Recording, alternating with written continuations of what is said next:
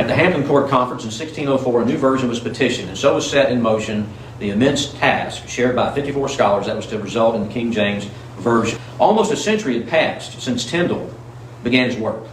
And in that time, much new research into ancient texts and many new grammars, dictionaries, and treatises had resulted from the advance in Greek and Hebrew scholarship.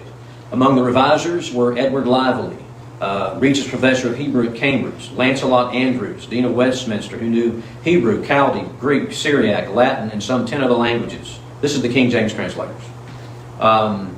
William Bedwell, Fellow of St. John's College, Cambridge, the greatest Arabic scholar of Europe, and at least 9 others who were then or afterwards professors of Hebrew and Greek at Oxford or Cambridge.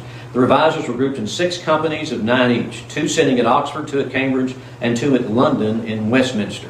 For their guidance was laid down a set of 13 rules that shows the workmanlike approach of these 17th century divines and scholars. Each company was given a number of books to work on, and each man was to work by himself on a designated number of chapters. Then all were to, quote, meet together, confer with one another what they've done, and agree what parts that they translated shall stand, unquote. Next, the several companies were to exchange their finished books to be considered seriously and judiciously, for His Majesty is very careful on this point. If any point was in disagreement afterwards, then the revisers to write each other their doubts, note the place, and send the reasons to which, if they consent not, the difference to be compounded at the general meeting, which is to be of the chief persons of each company at the end of the work. Further elucidation might be asked of any learned person outside the group. Every bishop was instructed to send news of the project to any scholar of ancient tongues that he might know of, encouraging him to send in helpful authorizations to the companies. In their preface to the finished work, as it appeared in 1611, the workmen, as the revisers called themselves, state simply that they tried to make a good translation, that's the bishop's Bible, better, or out of many good ones, all the previous English versions up to this point, one principal good one.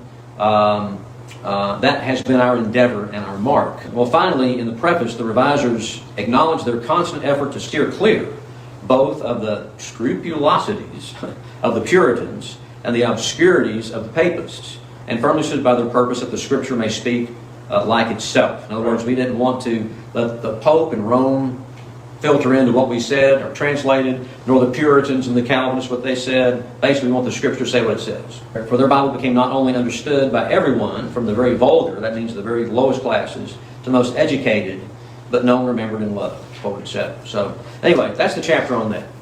And there's a lot of good history in that book, but that chapter there talks about the Bible, how it came into English. The uncommon beauty and marvelous English of the Protestant Bible is not one of the great strongholds of heresy in this country, that is, in England.